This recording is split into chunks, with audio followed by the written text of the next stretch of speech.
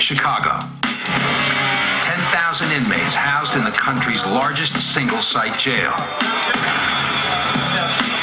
It's a city within a city where gang ties run deep. And it's the officer's job to break them up. We in this bitch. We goons in this bitch, yeah? When you have a bunch of detainees, you're all grouping together, you never know what you can get from that situation. Officer Ishmael Muhammad, Mo for short, belongs to the jail's Emergency Response Team, or ERT. This elite task force is the big brother of Cook County Jail. Today, Mo is stationed in Division 1.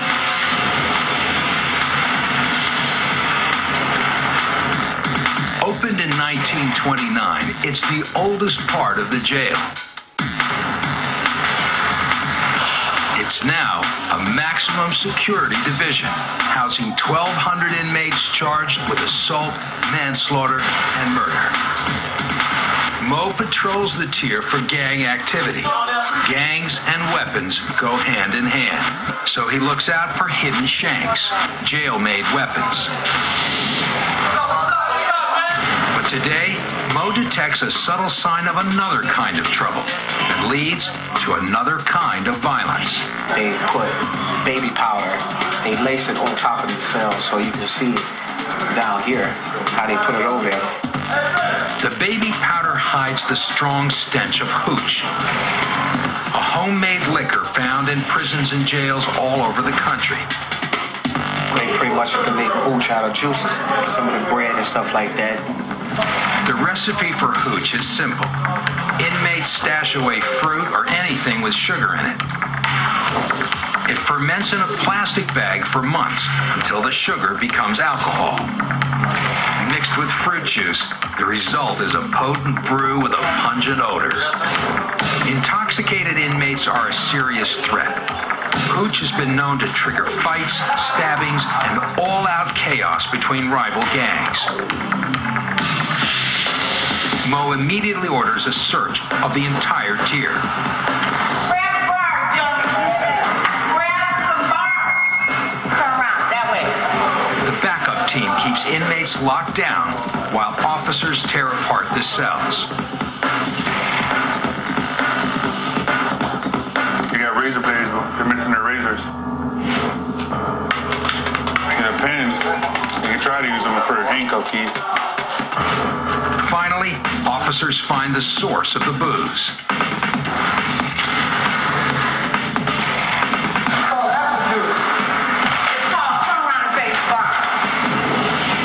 But the search isn't over. Mo hits the jackpot. Hey, I found a shank too. So this is pretty much when you go on a shakedown, what you're looking for. The shank is made from the jail's own supplies. The top from this container is the same content of this. Where the top is, I wouldn't know. What started as a search for hooch has turned up deadly weapons and potentially headed off a violent attack. The weapons confiscated from the raid are tagged and turned over to the Weapons Free Committee. In Cook County, they're referred to as shanks or bangers. It's just short for knife. As you can see, I don't care what you call it, it's bad news. The jail's weapons experts keep track of every shank found and the gang members who use them. On average, over 30 officers and inmates are stabbed per year in Cook County Jail. Since its inception, the Weapons Free Committee has cut this number almost in half.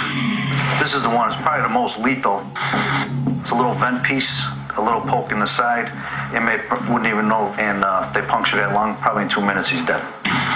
Any shank with a blood groove in it, which would be this seam, once that gets into the artery, it'll tear it and leave it open, and that groove will let that blood come out like a faucet. People don't realize that this can be made into a weapon. If you look at this piece of metal, this is probably 100 or more knives that they would take this fan apart in 10 minutes. We'd have no idea here how many stabbings we've probably stopped by removing the metal before it got to be sharpened up. Gang members inside the jail will use anything they can find to create a weapon, even medical supplies. I call these the twins. What these are here is supports in guys with medical conditions. One brace will have 8 of these inside, which they'll make 8 knives or break them in half and sharpen them. Now you have 16.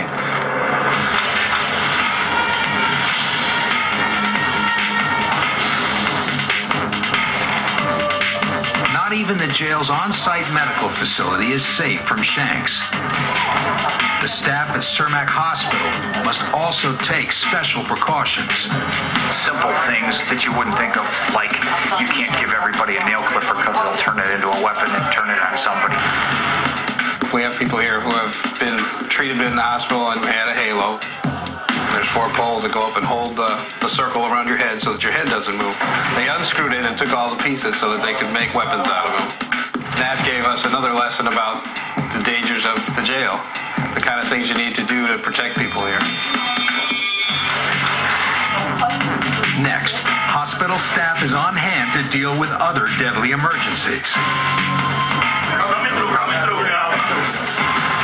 And later, officers storm into